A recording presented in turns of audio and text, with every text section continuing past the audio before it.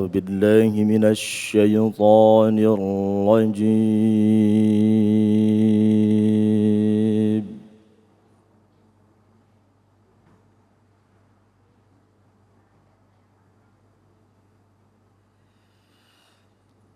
بسم الله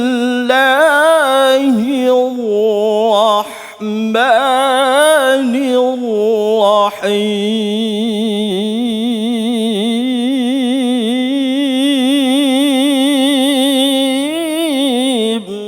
الله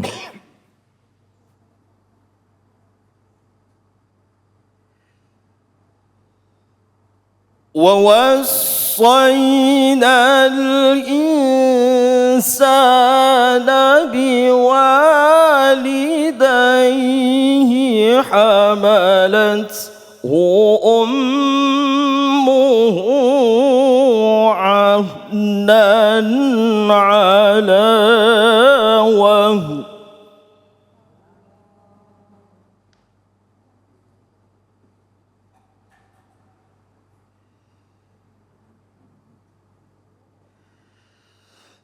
حملته أمه وهنا على وهن وفصاله في عامين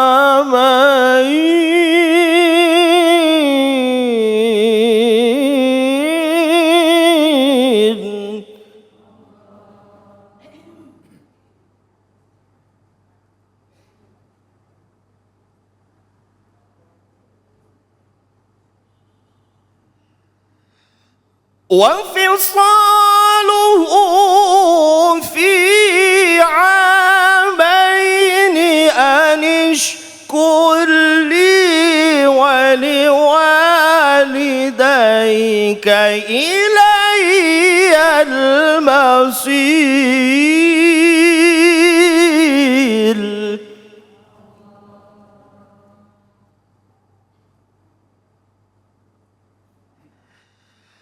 وفصاله في عامين أن اشكر لي ولوالديك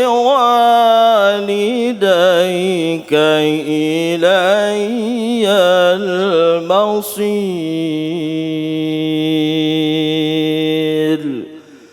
صدق الله العظيم.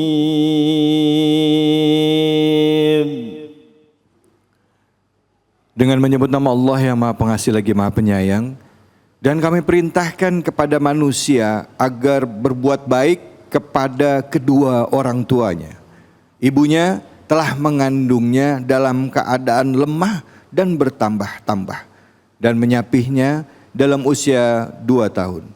Bersyukurlah kepadaku dan kepada kedua orang tuamu, hanya kepada aku kembalimu. Maha benar Allah dengan segala firman-Nya.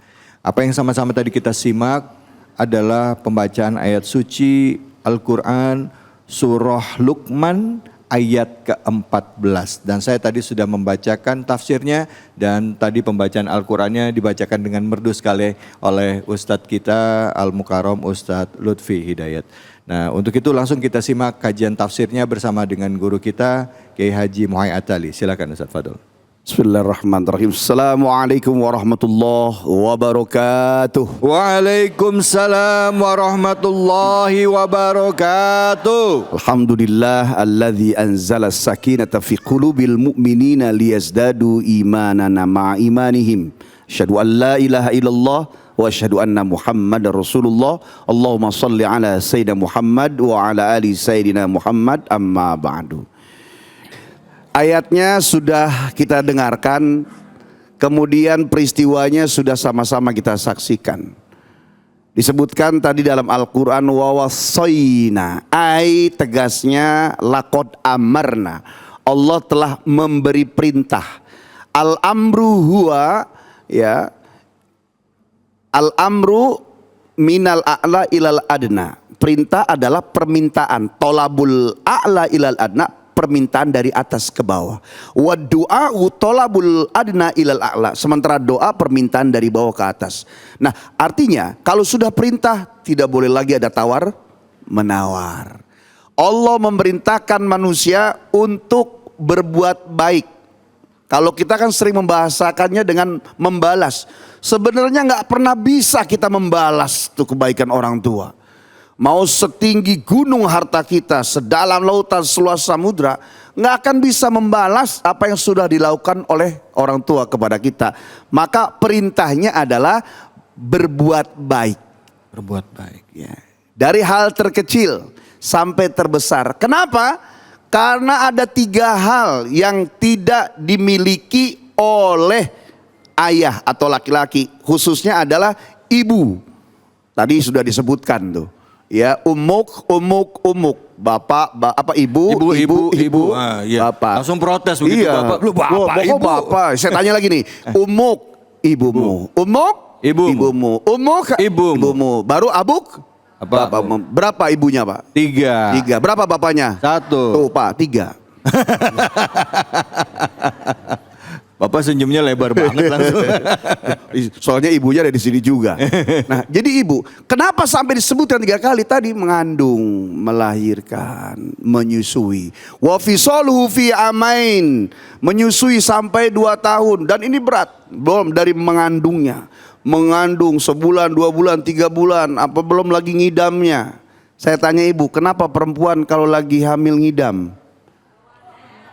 Bawaan orok katanya. Ada lagi. Kok kenyangan, Masya Allah. Ternyata dalam medis disebutkan bahwa makanan yang dimakan oleh si ibu itu 27%-nya dimakan oleh si jabang bayi. Maka posisi ibu miring-miring, enek-enek. Lihat suami, enek, weh. Lihat orang palanya botak, enek, weh. Lihat orang rambutnya gondrong, enek, weh. Tapi saya belum pernah, mama ini duit 20 juta. Kompak. Girang banget itu. Iya, kalau giliran duit mah nggak ada orang muntah gitu. Belum lagi kalau sudah 7 bulan, 8 bulan, tidur telentang salah, miring takut, jomplang, tengkurap takut meletus. Ya kan, payah di atas payah, wahnan ala wahnin. Wa fisalu fi amain, melahirkannya taruhannya hidup dan mati. Ya Allah nak, buruan nak, sehat nak, keluar nak. Biarin mama begini, yang penting kamu sehat nak. Itu luar biasanya orang tua, apalagi ibu. Tadi disebutkan ibu kaulah wanita yang mulia, derajatmu 3 tingkat dibanding ayah. Kau mengandung, melahirkan, menyusui, ngandung lagi, lahir lagi, nyusuin lagi, ngandung lagi, lahir lagi. Udah. Kaset kusut. Tapi jangan lupa, ada 2 arah. Tidak hanya anak yang harus menghormati orang tua, tapi bagaimana caranya orang tua bisa mencetak anak menjadi anak yang baik, anak yang soleh. Soleh, 2 arah. Kenapa anak itu bisa soleh? Ibu bapaknya dong. Kenapa ibu bapaknya sampai didurhakai? Ada masalah dengan pendidikannya. Yeah. Maka dalam hal ini, ya, bahwa kasih ibu sepanjang zaman dimulai kenapa? Pengorbanannya, kemudian juga perhatiannya. Anak bayi pipis malam ngompol, nggak ada tuh, nyusahin aja, dicium sedep, anak mama nang ningong. Itu ibu luar biasa. Ya kadang bapak tuh pak gentian, ibu enggak. Maka bagaimana bisa seorang anak tuh berani kepada orang tuanya, sementara di luar itu yang paling kontekstualnya, yang paling hebat adalah ibu. Ibu punya hak membuat anak tuh tidak ada. Tapi ternyata disusui setelah dilahirkan, kemudian dididik, diajari berjalan. Kenapa ada manusia kok berani ngelawan orang tua sementara ibunya yang mengajari dia pertama kali bicara untuk anak-anaknya, ngelawan, membalas. Maka disebutkan wala taqul lahuma uff wala tanharhuma wa qul lahuma qaulan karima. Dalam ayat selanjutnya itu, jangan sekali-kali kau ngomong sama orang tua nah beliin mama ini, capek mama, itu nggak boleh, apalagi ngelawan, apalagi melotot. Sekarang yang terjadi adalah ibu dibunuh oleh orang tua. Di Lampung kejadian juga ada. Seorang ibu anaknya minta motor karena teman-temannya punya motor, nggak dikasih, ibunya lagi tidur, digorok pakai gergaji. Allah, astagfirullahaladzim. Auzubillah minasyaitonir rajim. Hal ini sudah begini terjadi. Maka kembali semua masyarakat muslim dimanapun berada. Tidak ada tempat yang hebat kecuali anak itu sekarang didekatkan dengan agama. Allah. Ya, teknologi yang canggih namanya modern. Modern itu bahasa Arab. Doro ya duru doror fawa mudirun. Semua yang mudirun semakin membahayakan. Nah, tipsnya mudah-mudahan masih ada waktu.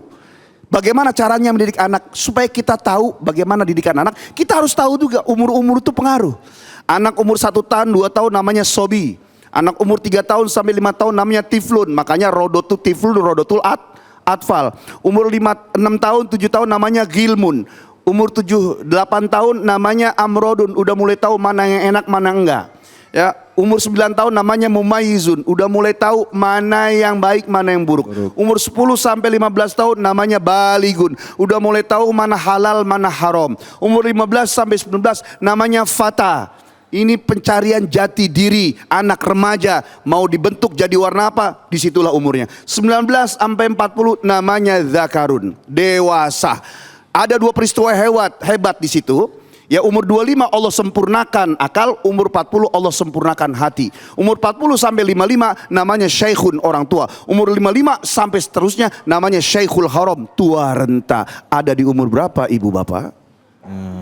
Dengan umur kini kita bisa tahu bagaimana cara mendidik anak-anak kita, insya Allah. Allah, makasih banyak Ustadz. Alhamdulillah. Jadi PR-nya ada di orang tua ya Ustadz sebenarnya salah satunya ya. Iya. Ya Allah. Silakan Ibu, ada yang mau bertanya? Angkat tangannya. Siapa? Iya, oke. Silakan Ibu. Iya. Wah, ini Ibu RW ini.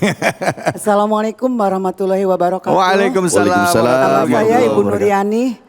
Saya dari Majlis Taklim R06 Al-Hidayah ya Pak. Ya. Saya mau bertanya Pak Ustadz tentang anak yang dimarahi sama orang tua, yaitu mungkin kekerasan ya. Nah dia itu lari ke saya Pak. Anak itu nangis-nangis sambil pokoknya mama sama bapak, istilah galak ya Pak. Nah terus anak itu ke saya minta perlindungan. Nah terus orang tuanya tuh tidak terima Pak. Pokoknya tidak terima dah orang tuanya bahwa anaknya itu lari ke saya. Nah itu bagaimana saya menyikapinya Pak? Mungkin itu saja. Bila topik walidayah. Wassalamualaikum warahmatullahi wabarakatuh. Waalaikumsalam.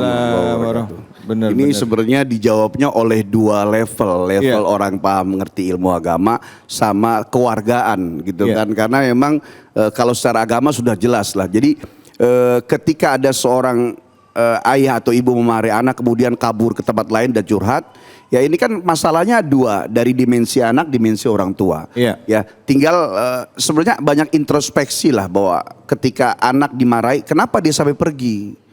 Bisa jadi mungkin kita bicaranya ada yang melebihi lah.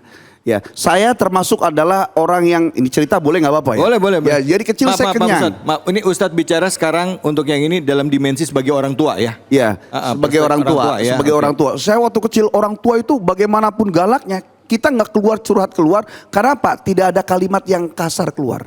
Bagaimanapun mau pukul, bagaimanapun kalimatnya itu. Jadi gimana kalau sampai seorang anak tuh sampai pergi, kemudian sampai akhirnya malah kita terima orang tua, berarti bermasalah tuh sebenarnya di orang tuanya. Gitu. Jadi tidak cukup hanya menyalahkan anak. Ya, anak itu dalam Al-Quran disebutkan bisa jadi musuh, bisa jadi ujian, bisa kurota ayun, penghibur, ya bisa jadi juga tiket kita masuk dalam surga. Allah. Jadi kembalinya kepada kita. Nggak sekedar hanya bilang, tuh liatin sebagai anak, kitanya bagaimana gitu. Tadi saya sebutkan di awal, mafil aba fil abna. Apa yang ada di orang tua, itu ada di anak. Tipsnya adalah kalau kita mau marah sama anak, setengah aja marahnya. Karena setengahnya lagi anak sedang menggambarkan dulu kita bagaimana. Kamu dasar anak kurang aja nggak tahu diri. Ada setengah perilaku kita yang di anak. Ya Allah persis banget. Makanya saya bilang kalau misalnya anak kita nakal, ya Allah nak jangan gitu amat. Malu Pak, Bapak dulu begitu tapi jangan ditiru amat gitu. Gitu. Jadi semuanya kembali kepada ilmu. Tidak hanya cukup punya cinta kepada keluarga, tidak hanya cukup punya cinta, punya keturunan, tapi karena rumah tangga, memiliki pasangan, punya anak, itu semuanya ibadah, dan itu adalah ibadah terpanjang. Ibadah terpanjang, ilmunya otomatis nggak pendek, ilmunya harus panjang dan banyak. Masya Allah, terima kasih banyak Ustaz Muhai. Bu, ada cerita, ada orang bilang anak saya ini susah banget sholatnya gitu. Ih, saya susah ngajarinnya Pak Ustadz katanya. Gimana caranya supaya anak saya bisa sholat? Diajakin ngomong, dikasih tahu bandel ngelawan mulu. Terus saya tanya sama ibu, ibu di rumah sama bapak sholat kagak? Kagak lah, buset dah. Kembalinya pada contoh. Iya, dia pengen anaknya sholat lah, ibu bapaknya kagak ngasih contoh. Baik, ini cuman gambaran doang kira-kira gitu ya Ustaz. Iya. Baik, kita akan lanjutkan lagi bahasan kita mengenai kasih sayang ibu. Kita menyikapinya dari seorang ibu kepada anak, dari seorang suami menyikapi kasih sayang ibu kepada anaknya, begitu dari seorang anak kita kepada orang tua kita. Hanya di sini di Cahaya Hati Indonesia.